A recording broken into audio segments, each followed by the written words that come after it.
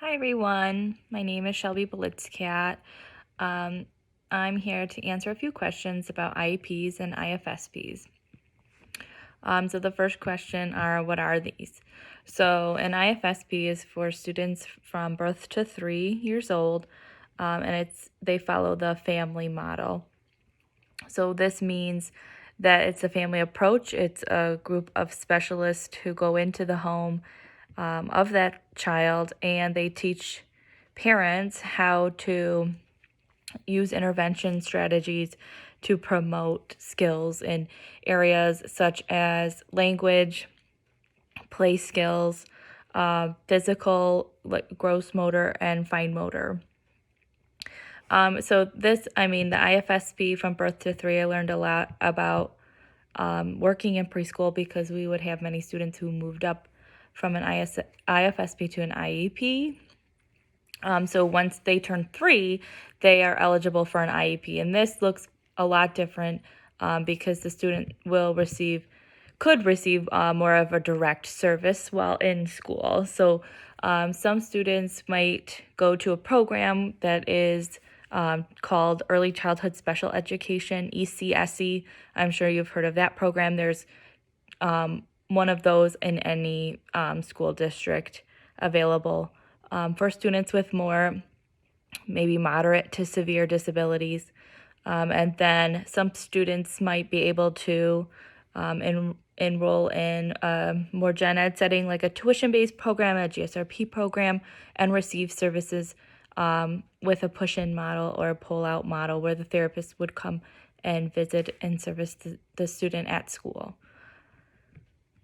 So how do children get an IEP or an IFSP? So a parent can at any time call a school district. Specifically, you can call Central Enrollment, the central office, and ask for an evaluation of your own child. Parents can do this at any time, at any age of their student. The birth to 3 team, depending on age, can come out to your home, and then the 3 to 5 would be looking in those preschool settings and elementary settings and so on. Also, teachers can advocate for a student getting services. This may, look differently for every district. There is a process and plan in place.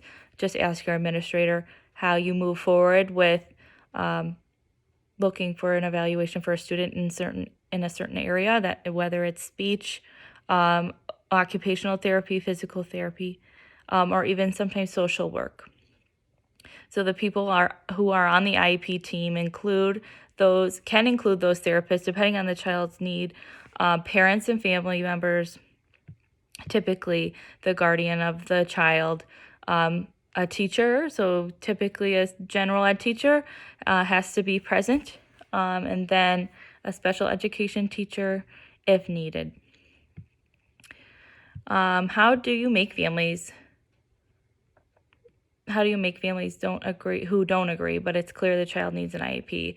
I've come across plenty of families who are kind of skeptical at first, but they do know their child the best, and if you can provide some real anecdotes of their struggles at school and that you want to support them the best that they can so that they can access their education in the most positive way, families typically end up agreeing and move forward with this process. It goes pretty well. How long does the district have to observe and create and implement an IEP or an IFSP? That's 30 days of the time the parent requests. So that's 30 school days that must be completed. And they can see by those 30 days if the child is eligible for services or found ineligible for services. An IEP or IFSP that can stay with a child for a year. It's reevaluated annually. If the child needs services, it will continue. If they find they met goals and they no longer need it, it will be reviewed and dismissed. And every 3 years, a reevaluation is needed. So that would be, you might hear the word MET, the Michigan evaluation, or I'm sorry, the multidisciplinary evaluation team. And that's the initial eval, and that has to be done every 3 years. So that would be called a re-eval. The laws that are around, how long does it stay with the child, and what are the laws around these? So a student must be making progress towards their goals. The laws that would go around that, so that the child is receiving their programs and services and they're adequate. The times that are put into that IEP, it is their right to receive free and appropriate public education. That's the FAPE at the end of an IEP.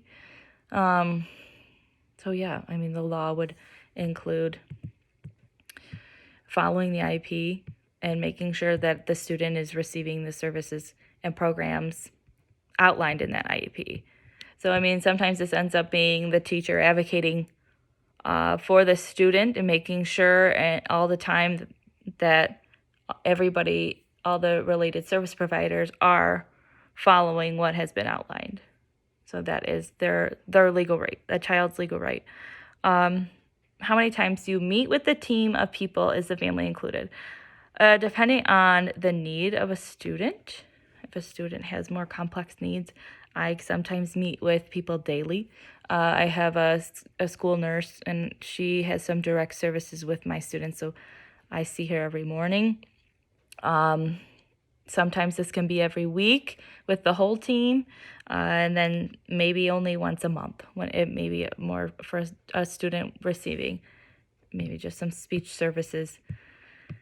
And then the family can be included if there is some concern, but not typically. They'll be updated monthly on the progress of a child's goals in their IEP, and then quarterly as well, but then annually they meet for the IEP.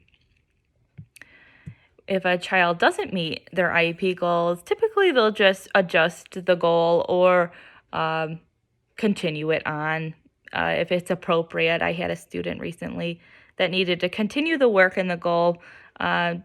She was almost there. The numbers just weren't quite right. So the family was really receptive to continue working on that goal. And then the last question, has there ever been a time when the child is in foster care or homeless and had an IEP, and who is on the team then? Definitely want to include your social worker. Anytime you have a student in foster care or who is homeless receiving the IEP, because guardianship might be tricky, and whoever is legal guardian of that child has to be in attendance and sign an IEP in order for it to be active in the school. So, those are all the questions for IEPs and IFSPs. If you have any more, feel free to call me or email. I'm happy to help. Thanks, guys.